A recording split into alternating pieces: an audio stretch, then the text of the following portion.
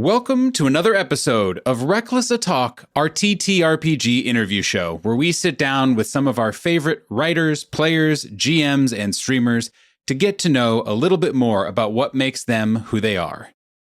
I am, as always, your host, GM Nathan. I use he, him pronouns, and this week we are joined by a really special guest who essentially excels at every aspect of TTRPG performance and production, Eli, aka A Ghost of Eli from Mayday Roleplay. Eli was an early connection that we made in the TTRPG space and immediately stood out for their abilities and instincts as a performer and professional sound designer and editor. And over the years since, he has been a really wonderful force for good in the space, further cementing my admiration of her. This is such a great episode, especially for those of us who are trying to balance our creative work with life, friendship, burnout, and the general weight of being. Eli and I chat about the editing process, collaboration, peer and community building, making your process sustainable, identity, and oh, so much more. Eli is genuinely one of my favorite folks, and I think you'll enjoy your time with her as much as I did. As always, if you enjoy this episode, please go check out some of our other Reckless Talk interviews and maybe even our actual play episodes. We have links to the things that Eli and I talk about in the show notes, including to the always excellent shows over at Mayday Roleplay, as well as his game design work. With that, thanks for listening.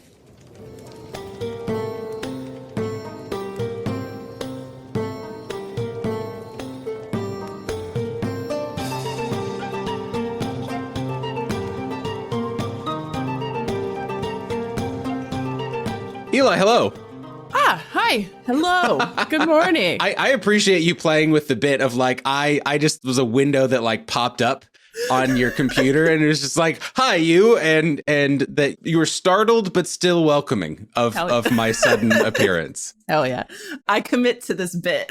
Yes, and that's what I appreciate about you. Thank you. One of the many reasons that I am overjoyed to be talking to you here today. Thank you for joining. Hell yeah, thank you for having me. I'm so excited. It's been a bit. It's been a while since I've seen your face, and two, it's just good to be able to hang out with you in general. So this is just an excellent cross for my what is today? Wednesday. My Wednesday morning, whatever day it is. Whatever it is. Yeah, it's nothing matters. Time is fake, etc. But no, I mean that's why I started Reckless Talk. It's like it's good for like learning about art and about spotlighting cool people and blah, blah, blah, and networking. But mostly it's like I get to invite the cool people who I just can't talk to if we're not making content together. And I can be like, Wednesday is the day I'm hanging out with Eli. That's that, period. But hey, Eli. Yes. For those who might be listening, who are not me, who do not understand why they should also be thrilled and excited to be hanging out with you here on whatever day they happen to be listening to it, could you please tell our dear listeners who you are, what you do, what they might know you from, all that good stuff? My name is Eli. I also go by A Ghost of Eli on socials and all throughout the universe.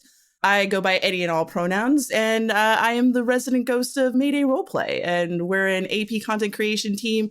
We make sad boy things all the time, whether it be horror or drama or fantasy. That's what we do. I do the editorial there, as well as I perform and play and GM.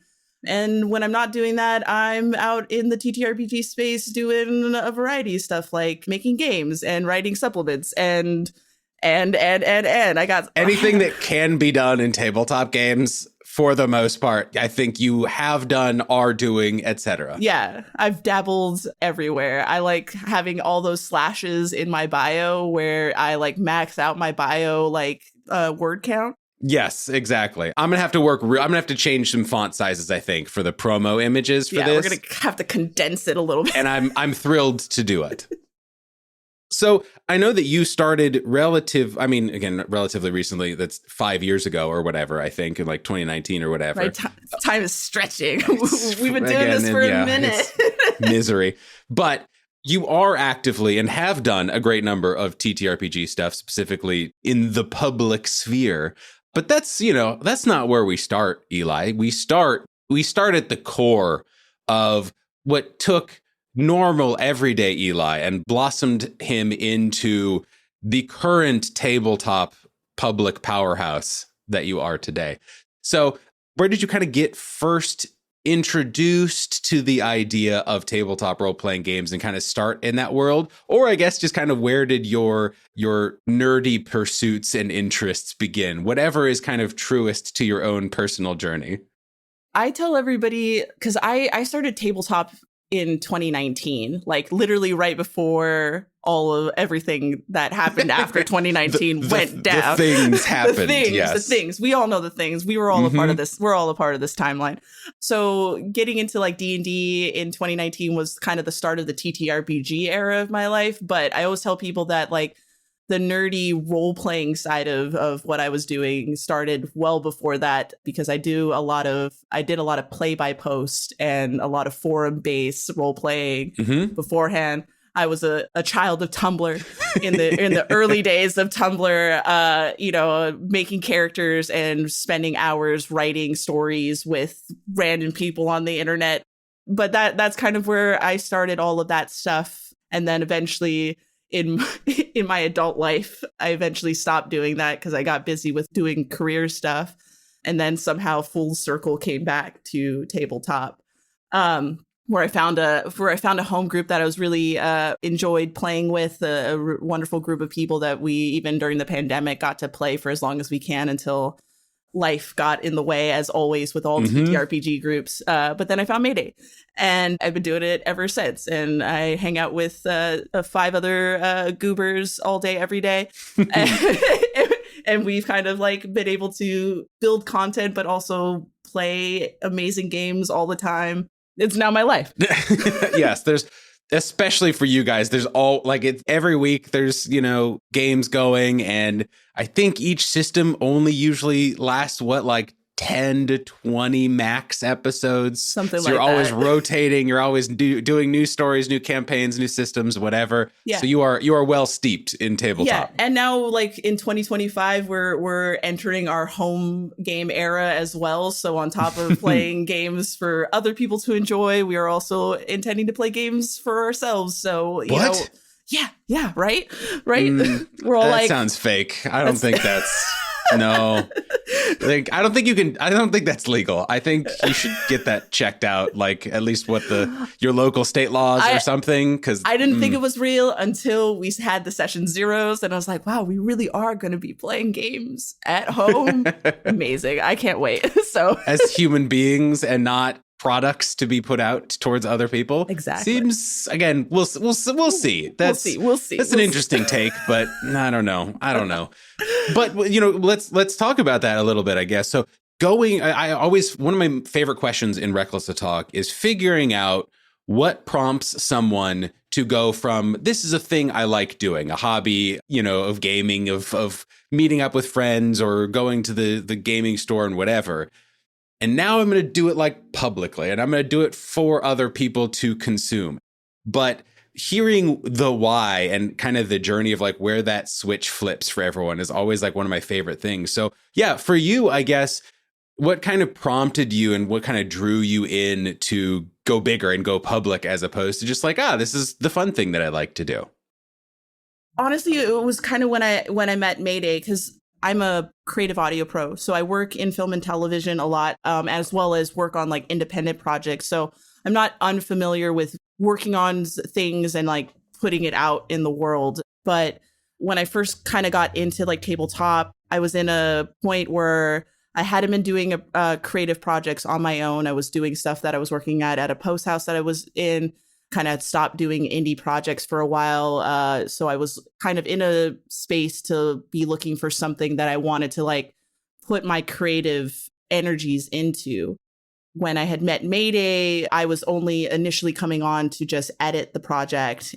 But through the divine presence of having to deal with a person who kind of was a part of the starting process of it, having to kind of remove that individual and then redo the things, everybody wanted me to kind of be a part of the playing process. And so when we started Doom to Repeat, I ended up building a character and just kind of jumping in. And I think what really kind of starts that off was just having a table of people that like trusted me enough and I trusted them enough to be able to kind of jump in there and be comfortable. Because like anytime I've done creative stuff, I've always been like a tech person or somebody in the background. Yeah. I live and thrive in the technical creatives. So I don't have to be seen. I don't want to be perceived. That's not my thing. But like being able to be trusted enough or have the trust to be able to be kind of a little bit forward kind of brought this level of confidence for me to be able to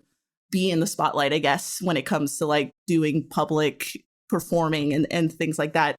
So now I'm kind of on this journey of being like more comfortable with being present and being able to be on streams and show my face and do those kinds of stuff and play any kind of game. So that's kind of what it is. So originally, the Mayday kind of like story is very interesting where, and we won't go too much into the detail because again, I know that you were not there for the kind of early formation of it. I guess kind of first of all, not just how did you kind of hear about it and how did you kind of get connected to that as an opportunity, but what about editing and producing for tabletop stuff was kind of interesting to you? Was there something about tabletop as a medium that was particularly interesting to you? Or you're just like, I like tabletop games. I like editing. Wait, I can smash these together? Sick, let's do that. I think a lot of it was kind of creative freedom. Because like, sure, in the other realms of creativity that I do, I get some freedom, but like not absolute freedom. Sure. Whereas working with everybody at Mayday, I can just be like, I have an idea for what I want to do for this. And they're just like, go, do, be. I don't know, like throw samples at them. Do you like this? And they're just like, holy shit, you know, those kinds of things. So like, that's one of the things that interested me the most was having complete creative freedom to be able to like try things, take a vision to its completion without having somebody say, well, that's not what I want, or I don't want this. So that was a lot of what kind of interests me. I also like the idea of being able to build things without having a visual element to it. Yeah. So you're using audio as a way to build a visual alongside the narrative explanation of how to do things like that.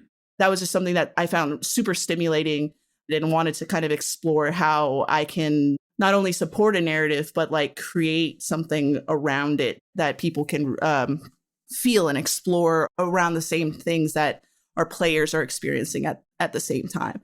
It was just like a really unique opportunity to play in a space utilizing my skill set. Something I always love talking about is for groups like your guys that have been around for a long time, again, at 5-ish years, give or take, and I think have either been exactly the same or largely the same group of people for that entire time, feels miraculous sometimes, you know, where it's like, you all came in as strangers or some amount of kind of strangers, at least for some of you guys. And you guys have figured it out and have continued kicking ass and putting out lots of stuff for the whole time, I think. Like, I don't... More or less, at least in my memory, I don't remember too many times where there has been no Mayday thing going on. Yeah. What has that relationship kind of looked like for you guys? Or like, what's the vibe of it that has been so appealing and so sustainable over the last couple years, at least for you, and why you enjoy still being there, still editing, still performing with these group of folks?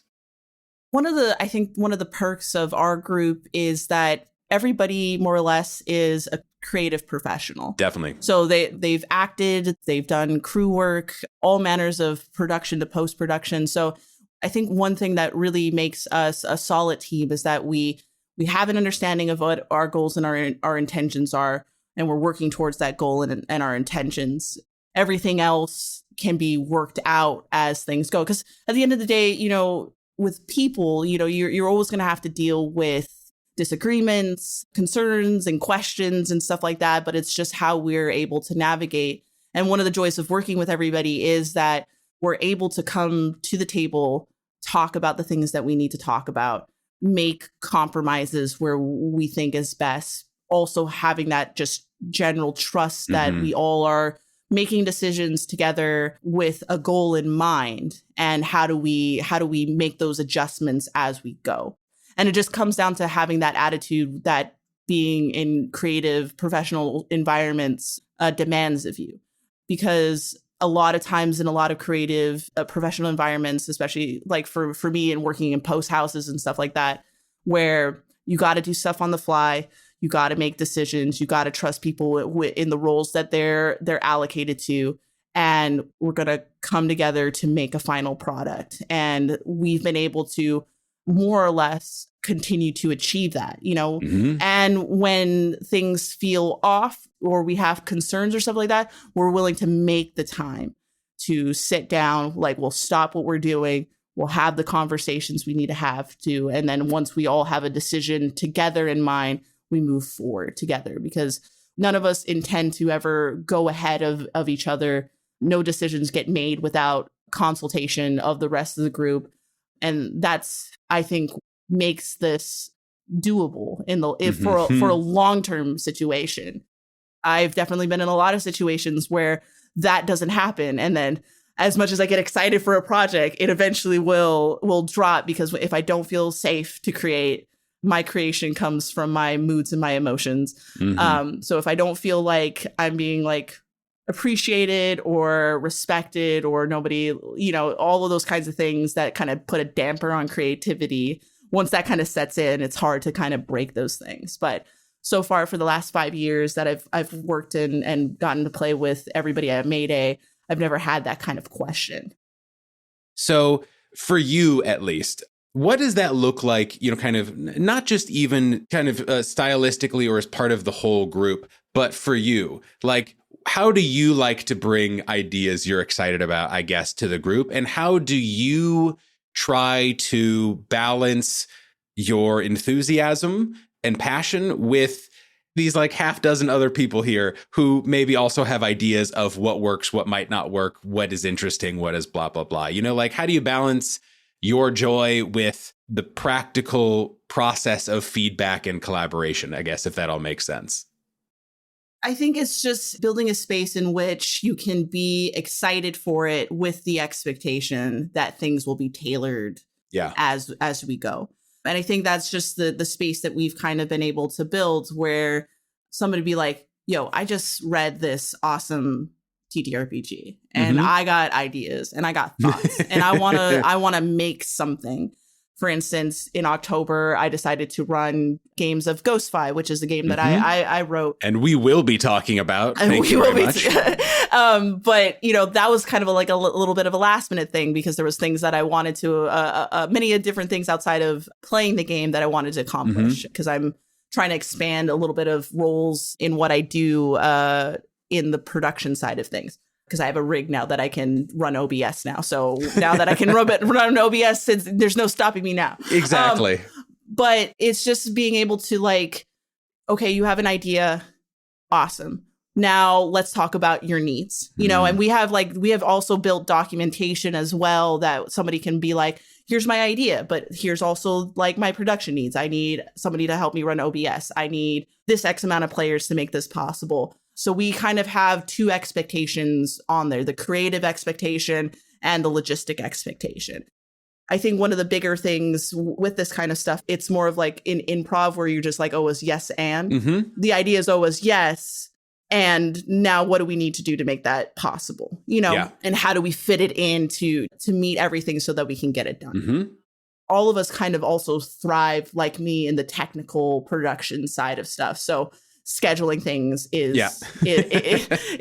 not mind numbing. It's interesting. I do that a lot. I love hurdling cats, you know, because we've definitely gotten into situations like in life where it was just like, oh, well, shit, we can't stream our game on Saturday. I was like, all right, I'm not going to waste time like going like, oh, man, that sucks. My question is, all right, when are we free next to do this? You know, here are 5 dates, blah, blah, blah, blah, blah, blah, blah. Which makes you a superhero, just to be, just, you know, in case people don't tell you that enough, that makes you an angelic being sent to make people's lives a little bit better. So we kind of gave the umbrella classification of Mayday stories being sad boy stories.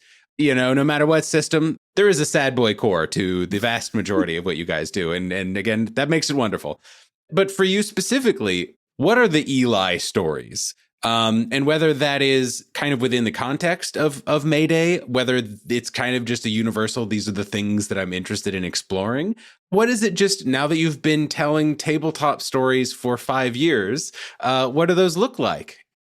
I mean, for me as like a player, it comes down to like learning about what the core themes of a game is meant to do, and then trying to find something in there that moves me, or like also connecting myself to a story. Because I think at the end of the day, when you make characters as players, they're always going to be some form of an extension of yourself that you're trying to kind of work into kind of telling a story. So like, like Niles, for instance, in our Vegas by Night story, that's a little bit of me trying to work through like the feelings of loneliness and all those kinds of stuff that I have, because I feel like that's a really big part of being a kindred in general, is dealing with these big levels of loneliness that grows the longer you've survived as a kindred. Hyde is kind of working through like things about family and trying to kind of atoning for something that they were responsible for. All of those things are just kind of extensions for me. But when it comes to GMing, it's more or less about looking at the players and the characters that they have and trying to shape like a world around them. For like Precious Cargo, for instance, I mean, I built the world out to have an opportunity for people to kind of explore an expansive world. Yet there are definitely themes in there, because a lot of Ashoka is about colonization and westernization and those kinds of impacts and things like that, but also how characters resonate with that. I, as a GM, are just generally fascinated by characters and players and how they want to express that. So I'm more of like, how do I set up things? Oh, you got backstory? How am I? Yeah, no. Because at the end of the day, like everybody, especially at Mayday and stuff like that, they're so role play heavy. They're so willing to jump in and embody their characters and have these really amazing conversations, and that's what kind of gives a little added substance, I guess, to it. I'm glad you said that, because I think that really crystallizes something that I had not been able to kind of put full words around. But definitely any time I have played with someone from Mayday, you very much included, but there has always been that element of like, there might be a fight, right? Or there might be that little bit of like, my character doesn't like your character. Yeah. And exactly. Obviously I, human being to human being, we like each other and we're having a good time, but like, that might not happen. Or you might be annoying to me, or I might be like, I'm going to make a suboptimal decision that kind of screws other people, because the positive version of that's what my character would do and all that kind of stuff. Yeah, so exactly. And you guys are all collectively, again, at least from my limited experience, really, really good at finding those narratively appropriate ways to do that, but also always being cool about it. you know, is like always being like, this comes from, oh, hey, this is interesting and this occurred to me, and you seem like someone who might be willing to get in the mud with me and figure out this like weird human interaction together. And so like, let's do this together. So I think that's certainly a big strength for you guys, and something that certainly fits a lot to your sad boy story archetype, I guess, is that sad boys must be sad at each other. Hell yeah. Or serious fun. That's also something we like to call. We like to have serious fun. Because we're willing to cry with each other. You know, we're willing to explore all range of emotions. And even some of our more sillier characters that we have can have these moments of where we're getting into the mud, like you said. And and again, that just comes from, you know, absolute complete trust. I say trust, like I've been saying like trust like five or six times, but again, if you don't have trust making art together, then like you can't you can't do anything. That's exactly. And now, a word from our sponsor.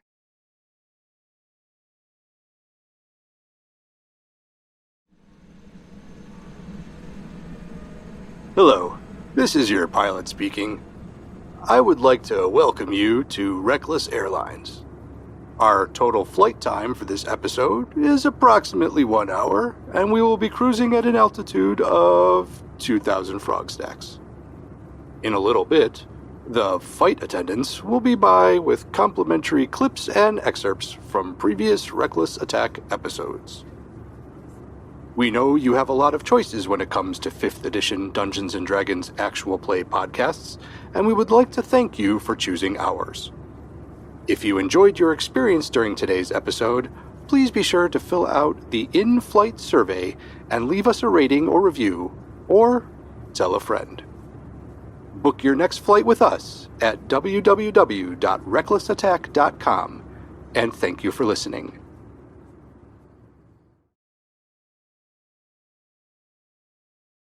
Both certainly as a big part of your role at Mayday, and just kind of, I don't know, generally professionally in life is a lot of audio editing, audio engineering, that sort of deal. And in this space, especially kind of at our level, everyone's doing it themselves or at very small scales, maybe paying an editor or a small freelancer, that kind of deal sometimes. But a lot of people are self-taught. A lot of people are just kind of doing great work, but doing work that they have kind of come to themselves. Whereas this was your whole ass career and job and what you went to school for and all that kind of stuff. So mostly, first of all, I'm really interested in what about audio design and audio editing and sound design and stuff, what kind of pulled you in to begin with? Like, why was that something that was so interesting to you that you, again, went to school for it and have made it into both your career and what you do in your like hobby, side hustle, whatever, however you want to identify it, kind of space? I guess I was fortunate enough in my like time in like high school, kind of finding something that I was interested in, and then just been lucky enough to continue to explore it and have the opportunities to build the skill and do all of that. It really came down to like DVD extras, which, RIP DVD extras. We miss them. We love them. But, some of those DVD extras showed like the processes of doing sound, like doing Foley and those things where you're watching some guy step on a bag of rice, and that's like somebody's footsteps in snow. And I was really fascinated about that. And I was also in the same time when I got interested in that, joined the community theater and got into tech work and was doing live sound for shows at the community theater. Cool. I didn't know that. Yeah. But I had decided to finally go to school for it after I graduated from high school. And then I got into like all the facets of audio production. And while I can do more or less everything from like music recording to live sound reinforcement, basic electronics, stuff like that. I just really loved doing post-production for film and TV. I like the process. I think for me, ultimately, sound is just a really unique medium to play in, kind of like how you paint paintings. There are different kinds of tools you can use to express your creativity. And I found that sound was a really interesting way to kind of shape and tailor people's emotions to things. And it's the job of a sound designer and an editor to be able to pluck at those feelings using sound. And I enjoy doing that. Yeah, right. Yeah. Which sounds weird and wild, but in my professional career, I don't do a lot of creative editing like that, but I get those opportunities in the independent projects that I get to work on. But I still find that kind of stuff in the things that I do. I think even more so with actual play stuff, the level of detail that you can put into it just allows the audience to remain there present for the whole time without thinking about other things. Especially when you have runtimes on shows that are just as long as a movie. How do you keep people engaged with what you're doing the whole time? And that's ultimately kind of how I kind of view doing all things audio. Is just, definitely. I'm just very fascinated with these little minute, tedious things that people will and will not respond to. Yes, for sure. Something I think you guys do a really good job of is you do have a lot of sound design, but it always feels very natural. There are a lot of highly produced shows whose sound effects take me out of it, right? And you guys balance it really well. And by you guys, I mostly mean you, obviously. And something that we haven't really talked about was listening to actual plays, or like, did you consume a lot of actual play content before starting to be the editor for Mayday? Or were you just kind of operating really from like, I know how things sound, and I do it in TV and movies, and I can kind of bring that same level of experience and that same vibe over here? Honestly, it's a lot of the latter. I didn't really listen to anybody's project. Of course, Critical Role is always going to be something that when I was like starting out, trying to figure out how to play TTRPGs, I definitely was like over there. But they're not doing any of that stuff. No, but right. To be honest, I was not listening to other people's things before I got into it.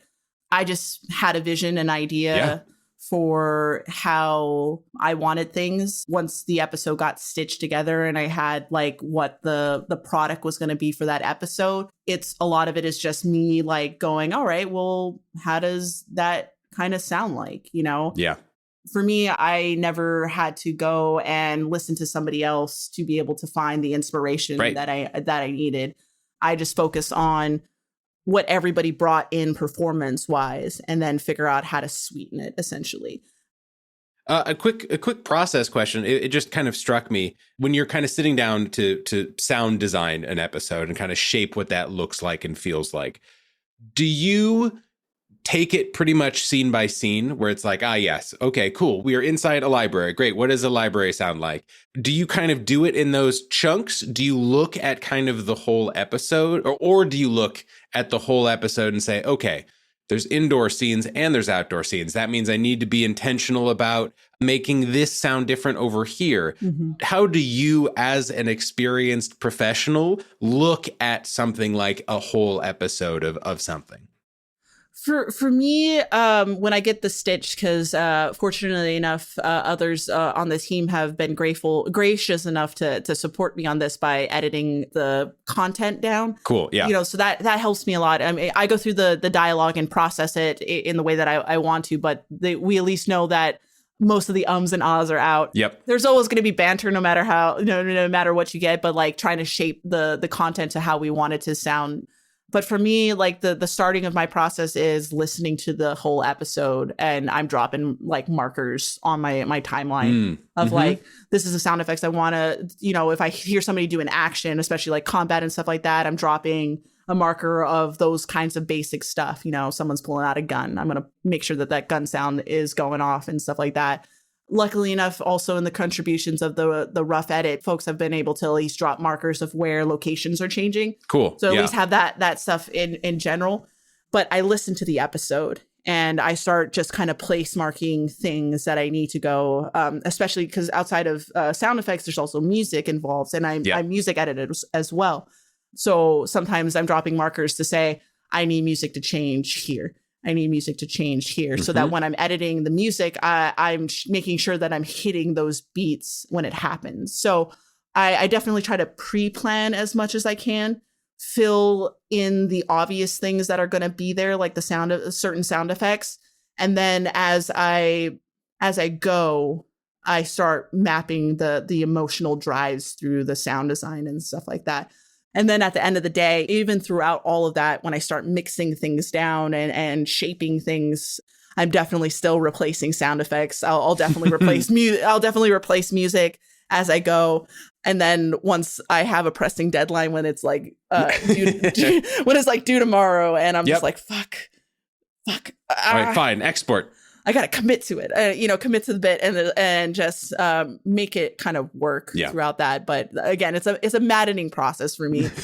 Some days when I sit down to edit and I start going through it, I realize that I'm not inspired to work on it. Yeah. And I give myself the grace to step away from the project instead of worrying about the deadline, which has been a big luxury, especially in this past season when we decided to stop releasing once a week. Because it was destroying my life and everybody else's life doing that. And we opted to a monthly release so that we can have the room to breathe. And doing that was a little bit more rewarding because I had the grace to be able to say, I'm not going to be able to do this today. And again, listen, professional editor here saying sometimes it's okay just to not feel it and to walk away. Yeah. Remember that, fellow people who edit things. Listen, and it's not even for audio editing. Yeah. It's in all that you do. Creativity is a process, and it's a hard process, and not everybody can be creative in the way that we seek professional creativity. So give yourself grace, give yourself space to not only grow your stuff, but to be kind to yourself in the creative process, because that's always super important, that you give yourself the space, because you're not going to be able to play every day, and that's okay. Don't let it ruin you. Hell yes. Beautiful. Well said. So something that, kind of from your experience, and you've talked so wonderfully about different ways of creating art. Maybe there's two different questions, and maybe one is better than the other one. But kind of the first question is, what have you learned from the television and movie, professional world that is not just beneficial for you, but might be beneficial for other people, whether that's audio editing, whether that's process, whether that's whatever. But also, what ways have you, as a professional and an experienced person, had to adjust to the different medium of actual play, especially when sometimes it's audio only, sometimes it's audio and visual, sometimes it's a visual product? How have you kind of, or have you had to chameleon your way into, well, I have the skills, but I'm applying them in slightly different ways because it's a different medium?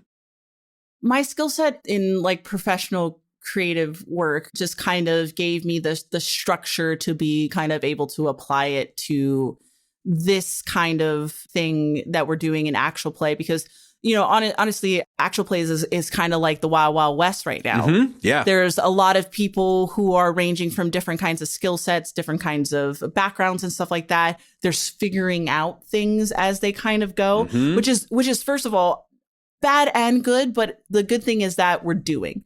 Right. And I say that for a lot of people, people always give me that advice. It's like, how do you start off with doing your creative stuff? You just do. That's always going to be a part of the creative process, is having the courage to do. Also, one thing that's also important is, what is your long-term goals for this? Because one of the things that I think that there's a lot of constant debate about the hobby aspect of this versus the creative professional side of it, where some people want this to be their life goal. They want to be creating like this all the time. Right. And some people just want to create for the sake of creating. But if you don't have that goal in mind, it makes the process harder. It's better for you to spend time sitting down for a month or two even to kind of figure out that stuff. Like, we love jumping in. As I said before, having an idea and putting it out there, fantastic. But make sure that you're spending the time to sort out the logistics of it, so that once you start creating, you're not running into those problems later, or at least you have an idea of how you're going to handle those things when they come up as you go, because it'll benefit your momentum as you go, because sometimes those kinds of things will be momentum killers, and you don't want to lose the momentum, especially for the creative parts of it. It happens in professional settings too. There's so many situations in which we have to reevaluate how we're going to approach a situation to make sure that we're not only meeting deadlines, but we're doing it with quality in mind. Yeah. And that takes time, that takes processes, that takes pivoting where pivots have to be taken. None of that is a flaw of your character or any of that stuff. It's just a part of the process. Give yourself the grace to identify that this isn't working. What do I do now? Yep, I agree with that. Lean on the expertise of your peers who are experiencing the same experiences.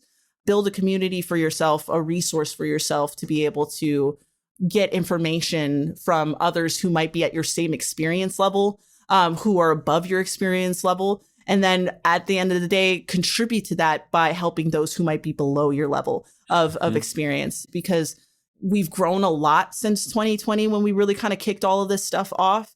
And it's not going to stop anytime soon. We have new people coming into the space who want to take a stab at this stuff. And we're not going to improve this process if we aren't collaborating outside of our tables. I think that was beautifully stated and agreed wholeheartedly. Something that gets talked a lot about in the tabletop space, and I choose the word space knowingly based off of what we're about to talk about, is the idea of forming a community or forming community, etc.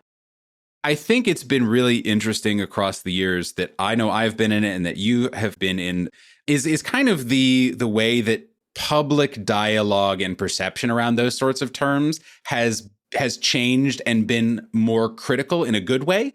We're like really examining what those things mean and what they shouldn't mean, maybe. And you are someone who talks a lot about that sort of thing a lot in a way that is really admirable and wonderful and is always like destination reading for me. Most of the time, long tweet. It's too much to read. No thanks. Is there like a TLDR of these 160 characters or whatever? Oh, Eli's talking. All right. Yeah, I'll pause. I'll read this entire tweet. I will maybe even stop and think about things. And that is maybe the highest compliment one can offer of someone posting on social media. Yeah. Thank you. So, I think it would be remiss, at least for me, to not talk to you a little bit about that concept generally. To you, what does the word or phrase or idea of community mean to you? Ultimately, I really think that community is a very multifaceted term, and it kind of ends up being defined depending on who you are and depending on the structure in which you build community. Ultimately, community is intended to be, a group of individuals who may have varying ideas of how things should be done or, points of views working together to achieve a common goal and kind of utilizing everybody's strengths and supporting everybody's weaknesses to achieve that goal. And I think that's why, ultimately, you and I have been in the space for a while.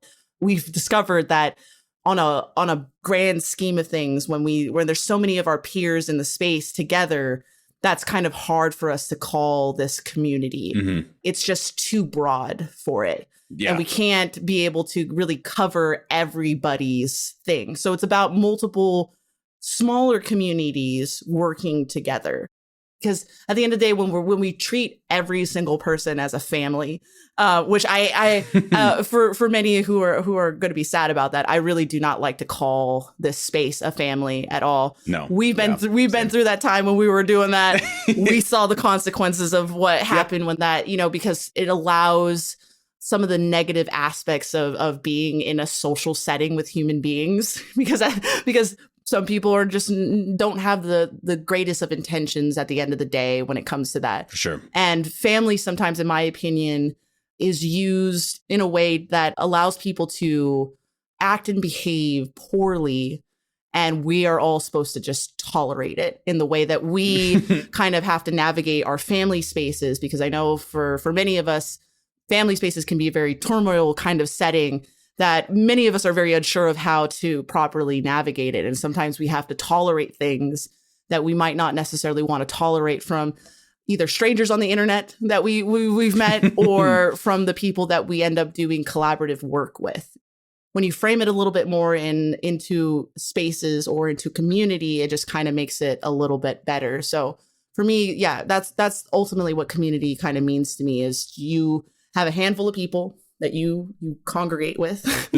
You all have a goal or something in mind, and you guys work together to strengthen each other, to utilize those strengths in a good way to meet whatever needs or goals that you are ultimately working towards.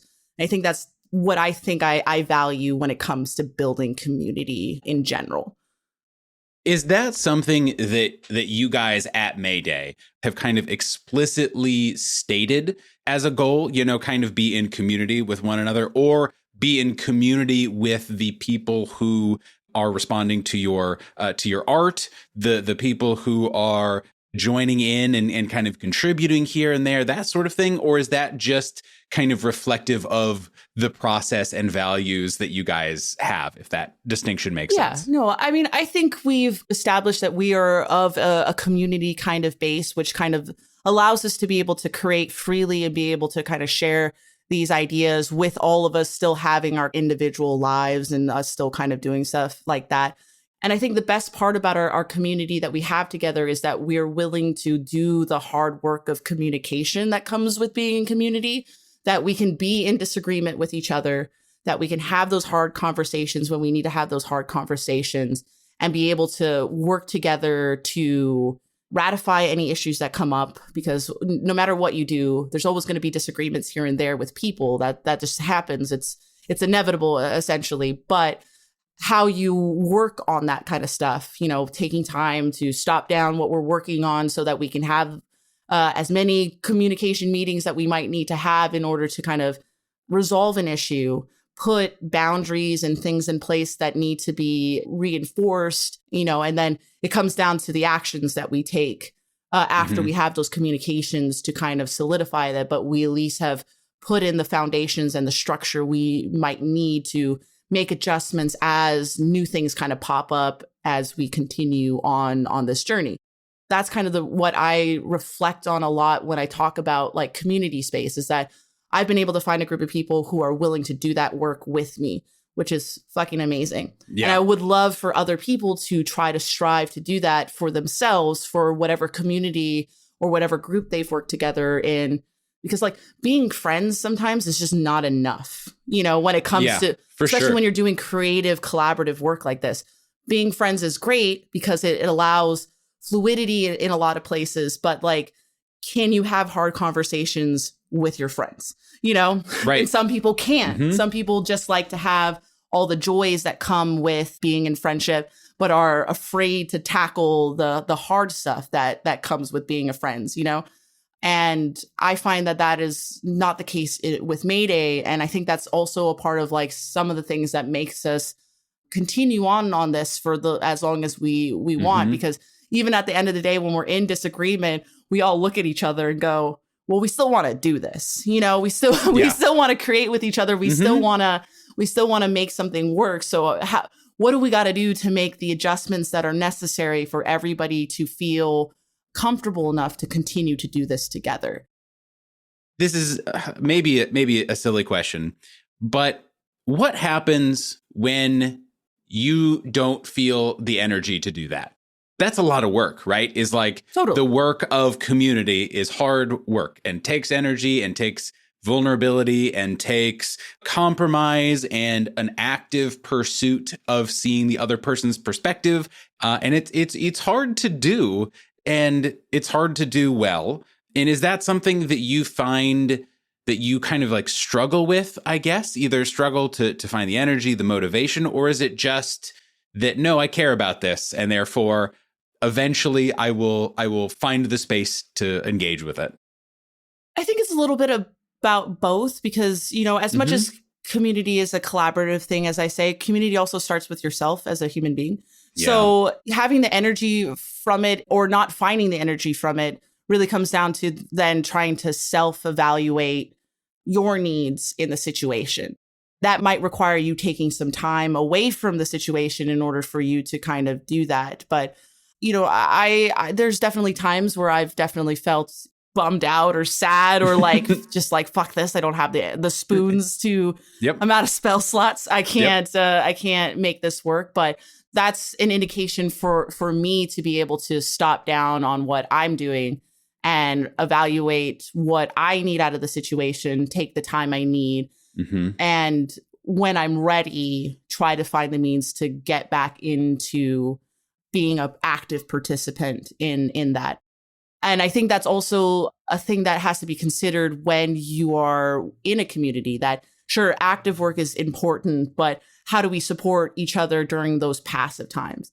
Something you might have to reevaluate for yourself too, is like, if you don't have the energy to do that and your community can't support you in those kinds of times, and they're only here to support you when things are great and all that stuff, that's something to consider of what you really need out of the spaces that you're engaging with.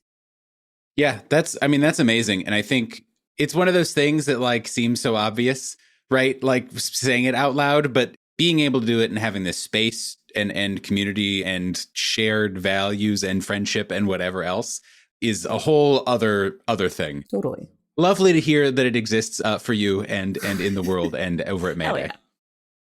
You just spoke very beautifully about the power of coming to a group of people who care about you with a personal problem, with a professional problem, and working hard to cultivate a space where that is allowed and is safe and is encouraged and makes everybody stronger and better, hopefully, at the end of it.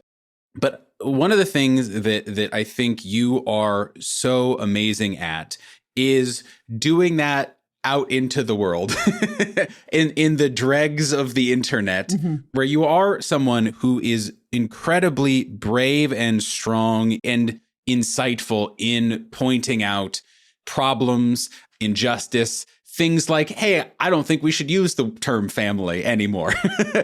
All of that sort of thing, or just diversity in casting, diversity in perspective. A lot of like, hey, why are we doing this? It's one thing to do that with a group of friends who you trust and who you are able to be an imperfect messenger of hard truths to, but then to do it calling out injustice to the world and kind of like putting yourself in the spotlight and in the crosshairs to a certain extent is the opposite. It feels like, to me at least, the opposite of that. First, I just want to again just like say aloud here on air, on record, that you are amazing and the space is better for having you in it. But also, I want to just kind of talk about that as a necessary part of existence in a space and community and whatnot. So I guess just kind of first, is that an instinct that you kind of just naturally have, where it's like that is just who you are as a person? Or is that something that kind of over the course of your life you have cultivated, worked on, found necessary, what have you? I think it's more the latter. I think this is something that I had to cultivate over time. I've been kind of very lucky being, native Hawaiian, growing up in Hawaii. I was taught a lot of these critical values in which we kind of stand on. But I was definitely a person as I was growing up that didn't feel like they had a voice, or especially a voice that mattered. But then when I had to move away from Hawaii and I've been living in California now, I've had to be kind of on my own for a lot of it. So I've had to kind of learn to kind of utilize my voice and how I want to see the world or how I want things to kind of be. And I've always been like an internet kid also at the same time, because when you're just like lonely as a child and then you have unsupervised internet access, you kind of build yourself on there. So kind of like I said, I'm a little bit more confident to say things when I'm safe in my room. Yeah, for sure. Versus like public speaking is difficult, at the end of the day. But I've had to cultivate this voice for myself, and also being Indigenous, a person of color, and also being, white passing at the same time, I have over the years have had to reevaluate how I can be a better advocate for the things that I'm looking for, or also support the voices of others who are speaking as loud, but are not being received because of whatever XYZ excuse you want to put into the reason why they shouldn't be heard. Even some of the things that I write on I have written in terms of like trying to build this space up to be as great as it can be, came from the collective sounds of other people who are also speaking up for the same things and trying to be an advocate for those vocal paths, because I think they're equally as important for not just me to say something, but for others to resound for the others who are also advocating for similar stuff. So yeah, it was just something that kind of had to be developed over time, and then being grateful enough for people to like see all the things that I write and then, either resonate with it and agree to it, or even just take the time to listen to the things I say, because I know I could get really long-winded on some of those stuff. Not particularly. You're good. But I just found that it was just kind of important to say it, because we can all look at each other on the side and all kind of come to the same like, yeah, I think we should do that, but like someone still has to vocalize it. It still has to become said so that it can be put into actuality, so that people can kind of reevaluate these things. If I can't change the whole the whole space, I can at least make one or two people reconsider what they're doing for themselves. And that can also be enough at the end of it. You know, I definitely believe that marginalized voices should have a much more critical place in the space, especially for the history of TTRPG and gaming for what it is. Also, at the same time, not just like for those interpersonal critical issues that we need to talk about. People are so amazing in general. People have such a unique perspective on the world, you know, and we lose out on good storytelling and good ideas when we don't have an opportunity to give space to those who might bring a unique perspective to something. I love that. I think especially that confidence in self is so powerful, and I think so evident with you and a great number of other people who I admire, who are willing to pitch in and do that sort of work. So I guess I'll just say, hey, if you're listening, find people who are, you know, fighting for inclusivity in the space and progressiveness and all those sort of things, and then just go interact with it and say, hey, that sounds good, or boost it, or do whatever. But listen to people who have cool and good opinions and boost the cool and good people who are making them. Eli, I've had a really great time. This is a conversation that I've told you this a zillion times in the lead up to it, that I've been wanting to do for forever, and have just been kind of like waiting so that I was ready to interview you, right? That was the only roadblock, was like, when am I worthy to talk to Eli? And I'm so happy and joyous that I have leveled up enough and gotten to glimpse the sunshine of your excellence. But unfortunately, our relationship, forged here across this interview, as well as forged across social media posts, various games, other such nonsense, it has to go from, I would say, you know, congenial, respectful, collaborative, into, I won't say combative, but more, I am now a fire that you must walk through to determine how worthy you are as a Reckless a Talk guest. Okay. Because it is time for the Reckless a Talk lightning round. Oh yeah. Now, for you and for any of our listeners who are not familiar, the Reckless Attack Lightning Round, they are the same questions we ask to every single one of our guests in the exact same order. There are no wrong answers to these questions, other than, I like to say, lying, just because that's like lame. It's not fun. You can answer, your answer can be as long-winded as you so choose. If you're like, yes, this reminds me of an excerpt from this novel I read recently, allow me to read a few chapters from it. As long as it is poignant and makes sense, I'm with you. Or it can be one word, delivered with weight and power. Or it can be, I don't have a good answer. Move on to the next one. No matter what, I will look at you. I will nod sagely. Yes, interesting. And we'll move on to the next one. Eli, are you ready for the Reckless Talk Lightning Round? Yeah, let's do this. Hell yeah. Okay. I appreciate the confidence. We shall see if your spirit is sturdy enough for what is about to come. First question. Is your glass half full or half empty? I would say half empty, but half empty in a way that there is room to fill the cup versus saying that that's it for what's in the cup. What excites you creatively, spiritually, and or emotionally? I think what excites me most would probably be, I guess, in this instance, people. People are very, people excite me, especially when they bring their honest creativity, spiritual, emotional selves to the table. I find myself extremely resonant of that and get very, very excited over it when I see that, because it's just a fun thing to just sit there and go, that's beautiful. You're a beautiful person. And I think that excites me the most. What does not excite you creatively, spiritually, and or emotionally? I think the lack of flexibility kind of doesn't excite me. I think when everything is so rigid and there's not there's not room to color outside the lines every now and again to make something that I'm very disinterested on it. I'm definitely not a rules follower for the most part, or I'm willing to at least learn the rules so that I can learn how to break the rules. So inflexibility kind of stifles all of that opportunity of what could be if you just allowed other perspectives and things inside the box to carry you on. What is your favorite sound?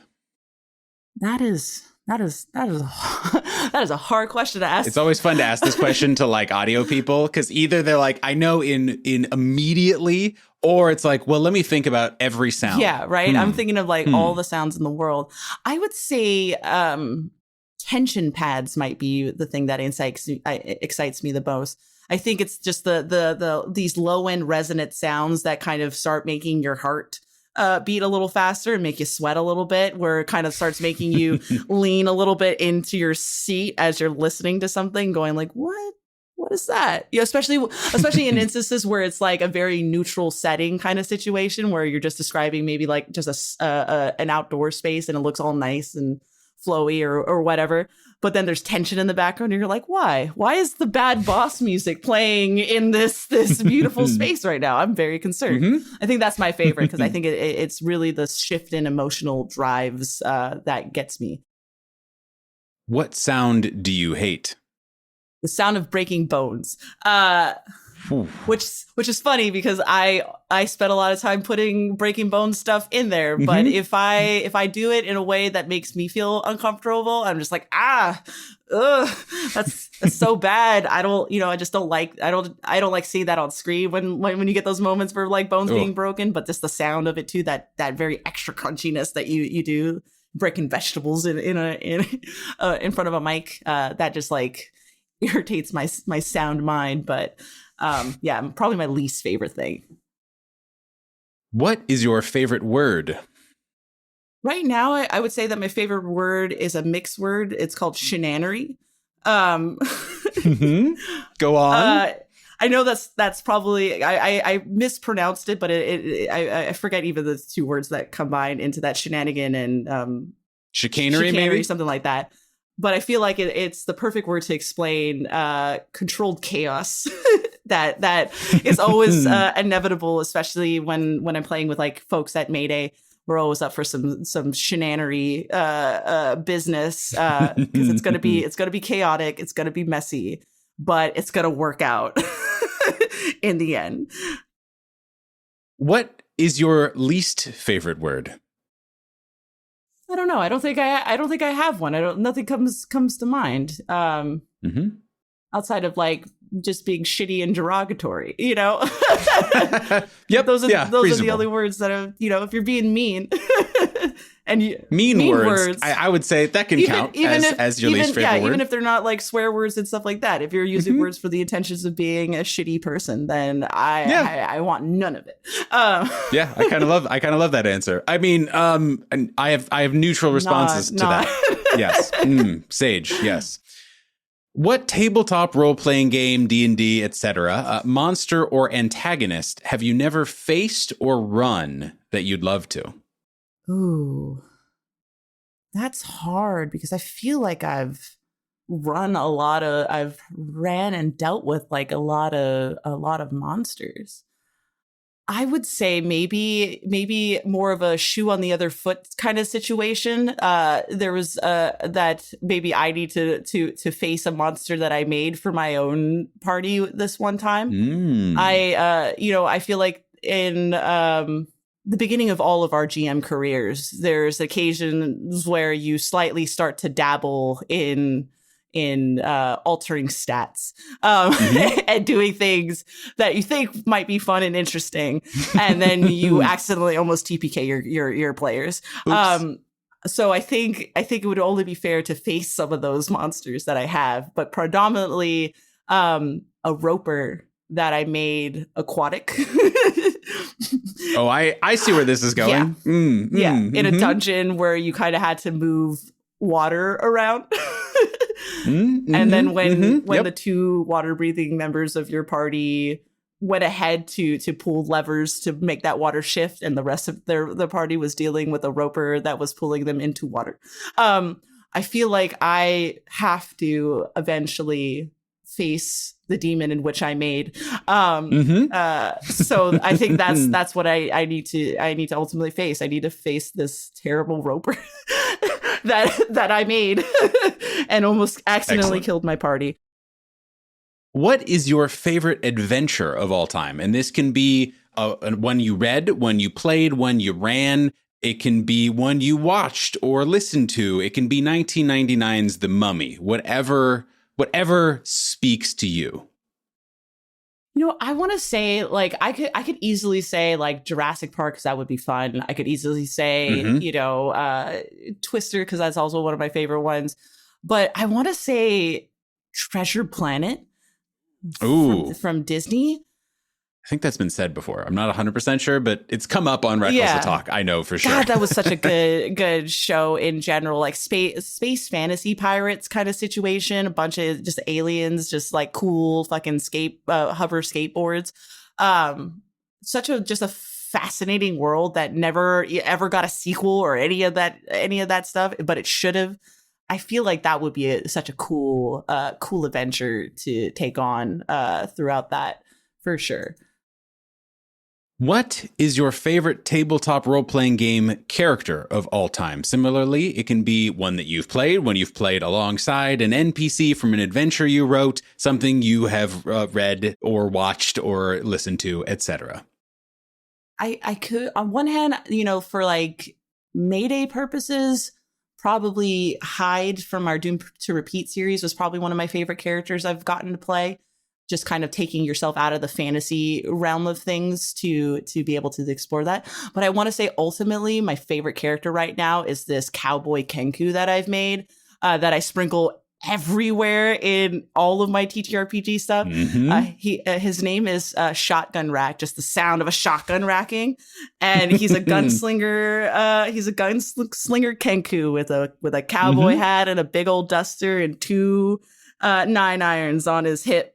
And when he walks, he makes the sound of spurs on cowboy boots. He's my favorite thing in the world.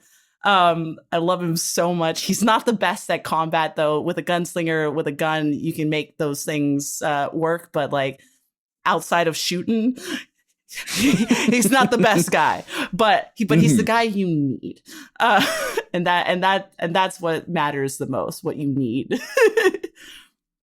Eli, last question.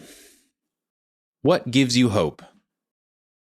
I want to say people give us hope. We've talked a lot about community today. I've talked a lot about the people that I collaborate with. But when you like engage with that kind of stuff, you realize that people ultimately give you the most hope in the world. And community, and making community with those kinds of people also kind of give you hope. Because at the end of the day, you have to have people in your corner. They have the keys to unlocking maybe the growth you need to find for yourself. And when everything kind of seems dark, you look for people to kind of resonate with you in the way that you feel, but also might, help you move forward after you start kind of feeling those dark bits. So I think, people is the thing that gives me the most hope in the world. Eli, you have made it to the end, not just of the Reckless to Talk lightning round, but of Reckless to Talk itself. Congratulations. Well done. 3 cheers, if not more, to you and yours. As a reward, Eli, could you please remind everyone who you are, who you have been, who you will continue to be, how they can learn more about you, support you, all that good stuff? Yeah. Well, again, my name is Eli. I go predominantly as a Ghost of Eli, which is where you can find me out in the universe, whether it be Instagram, the place formerly known as Twitter, Blue Sky, Threads, wherever you get your social media. What new social medias have cropped up in the days since this has been released to the world, et cetera, wherever you find it, wherever you go, I'm probably there. But I am ultimately the resident ghost of Mayday Roleplay. We are an AP content creation team out here making serious, fun, actual plays, whether it be through Delta Green, Vampire the Masquerade, Orbital Blues, 5e. We have well-polished shows where we add sound effects and all that good stuff, but also live stuff that we just kind of, do it live. But when I'm not with Mayday Roleplay and I'm trolling around the social medias, I am also a game creator and developer. I've written a game called Ghostfi and a couple other silly games. I'm also a pro GM. You can find me on Start Playing, where I am currently running a West March campaign about kind of a dungeon meshy situation where we're out collecting ingredients for a culinary city. I'm doing all of that stuff. So if you're interested in supporting me and doing all those fine things, just find me on social media. You'll be able to kind of get the whole range of scope of the shenanigans that I am up to. But that's essentially me. Please check out Mayday Roleplay, and then feel free to come hang out with me on the corners of the internet. Eli, thank you so very much for being here. Thank you so much. Bye.